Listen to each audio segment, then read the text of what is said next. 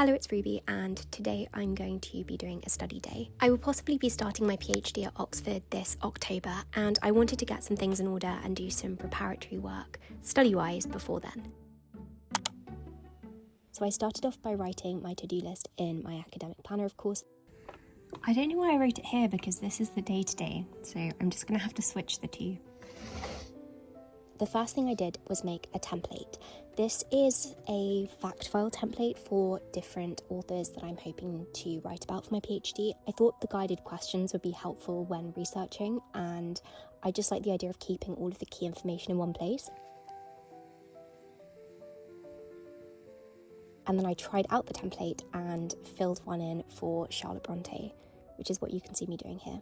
This fact file did take quite a lot of time, and it was really fun because I went down a couple of rabbit holes and did some actual research, as well as just trailing through my notes looking for all of the relevant information, which definitely was pretty time consuming and proved to me why putting together these fact files is actually really important and will probably serve me really well when I start.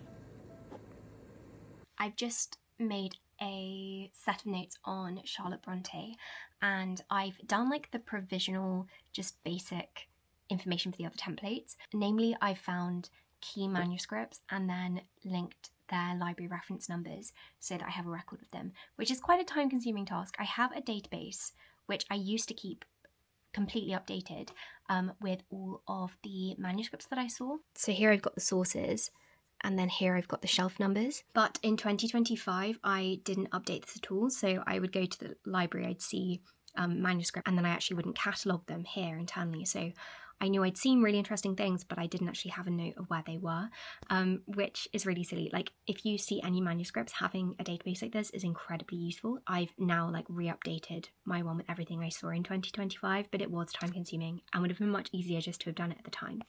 Anyway, I'm going to go downstairs and get some lunch now. After that, I moved on to doing some edits for an article which I'm preparing for publication. I've been working on this for quite a while, and I'd kind of put it on the back burner, but I really want to have it done by the end of August. And so I just went through and responded to comments that I'd left, which were little research prompts of things that I still wanted to check.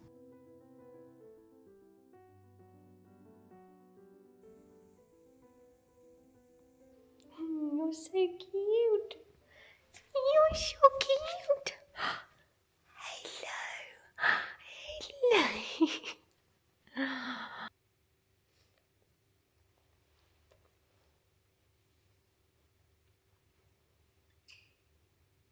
She's so cute.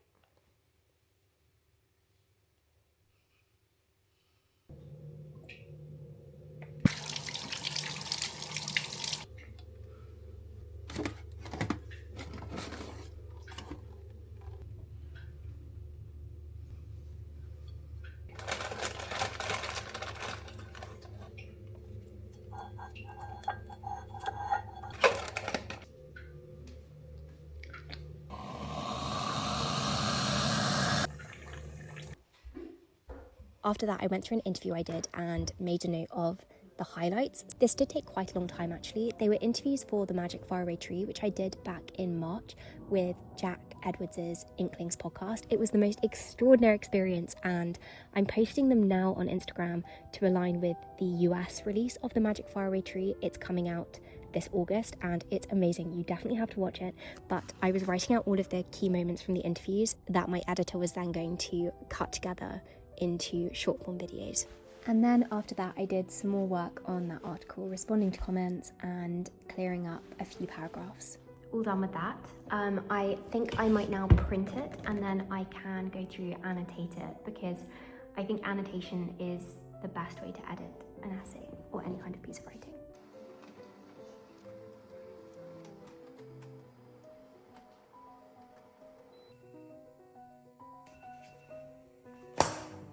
Papa, you're so cute.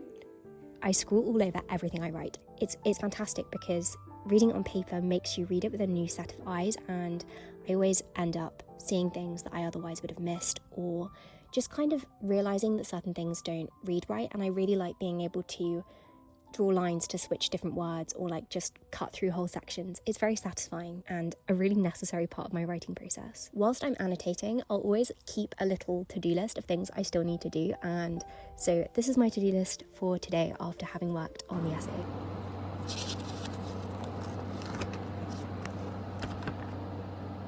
I also then filmed a short book review of The Nun by Denise Diderot, which I recently read and loved. It's such a unique book. I've never read anything like this before.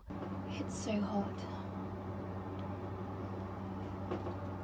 I then did just a little bit of editing, but left that half finished because today was the day of the solar eclipse, and my mum and I made these little cereal box viewers because, like so many people, we did not manage to get solar eclipse glasses. But surely it's going to be hot out the front too. Okay, I'm going to practice it just to see. I think I might need to take my glasses off.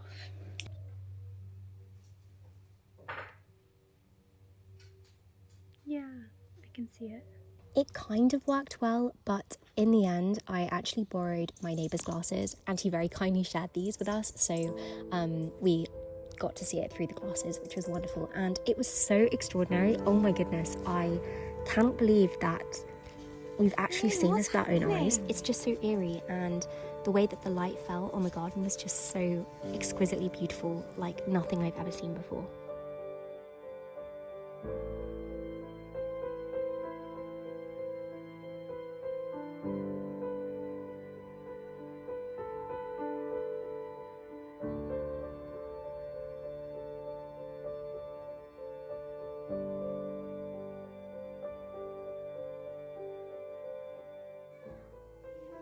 After that, I went inside and I was writing a design brief for a new product, which we are hoping to launch on Pumpkin Productivity. I'm really excited about this, and it's something I've wanted to do for about 2 years now, and it's finally possibly coming together. Whenever we're doing a new product for the stationery shop, I will do a rough sketch of the page and what ideally it will look like on my iPad, and then I will send this to the designer. And I also made a pitch deck with some reference photos, with some colours and some general details. So I'm now cutting to the next day, and I really did not do much work today. Today it was 36 degrees and I was not thriving in the heat, I must say. I did try and still get a little bit done.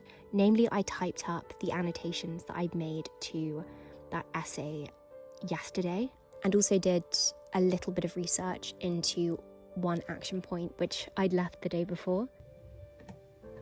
Instead of doing actual work, I actually decided to sort my folders, and so I printed off some key research and added this into my personal learning folder. These are notes that I've taken over the last few months that I never printed, and it's really good to have them all together in one place. But that is all the work I did that day because it was just so hot, and so I'm now cutting to 2 days later when I had a final study session. Of course, the first thing I did was write my to-do list in my academic planner. I love this planner. I think it's fantastic.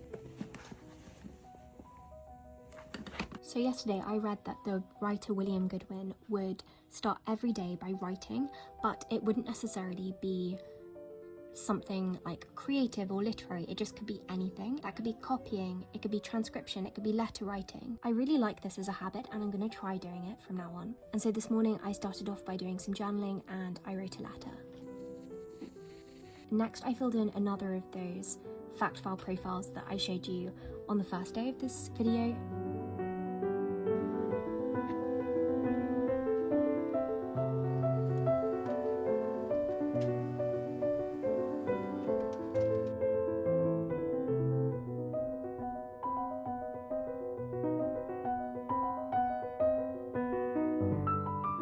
I'm not feeling particularly the best today. I think it's the heat from yesterday which has caught up with me, but I'm feeling quite unwell. Though I'm also really enjoying doing this work, and so I'm going to keep on going, but obviously if I feel too unwell I will take a break. But I'm having a good time, and it's not like physically taxing to do work. I find it quite relaxing, especially when it's something like this, which I really enjoy. I'm tempted to fix those parts of the article which they're currently in red and they're things that need to be reworded, but I don't know if now is maybe the best time to do it. I feel like I need peak mental clarity to do that. kind of want to get it done because it would be really satisfying to have got these main tasks done today. But equally, I don't want to do it badly. Okay, there's one paragraph I'm just going to try editing just so I feel like I've done something, and I will do the rest another day. I did indeed work on one red section of this and I'm actually kind of happy with it, so I'm glad that I spent 20 minutes doing this. I ordered delivery Sainsbury's. I've never done this before, but I really wanted painkillers. It feels like a Christmas present. Beetroot, carrot and coriander soup, which is my absolute favourite soup. Well, apart from the one that I make. Next, I just read Mina Laurie. So this is one of the Angria stories. Charlotte Bronte wrote the Angria stories with her brother Branwell Bronte when she was young, when she was a teenager.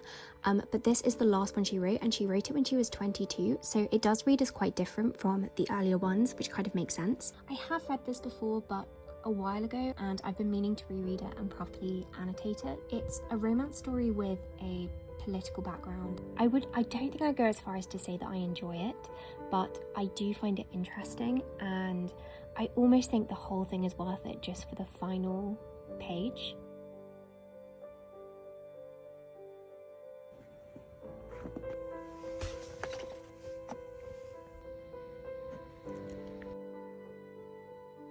After that, I just did some brief research into handwriting in Victorian England and the different types of script that were used in Victorian England. So if you're interested, there were 3 types of handwriting that were used in 19th century England. You have copperplate, round hand, and italic hand. Copperplate only came about in the 1830s when steel nibs started to be mass produced and used, and so I read that if you see copperplate, it can indicate that it's Victorian as opposed to early 19th century. The main hand that people would use though was italic hand, but this varies a lot because obviously people have different handwriting styles. It depends on how people write, it depends on how quickly people are writing, and so I also made a note of some key things to look out for. Anyway, I'm going to end the video here. Thank you so much for watching. Honestly, having study sessions like this is one of my favourite things, and every time I do a day like this, I just feel so clear-headed and calm. There's something about like sitting down and doing focused intellectual work which just is refreshing in a way that nothing else is. So I hope that you have more than just a productive week, and thank you so much for watching.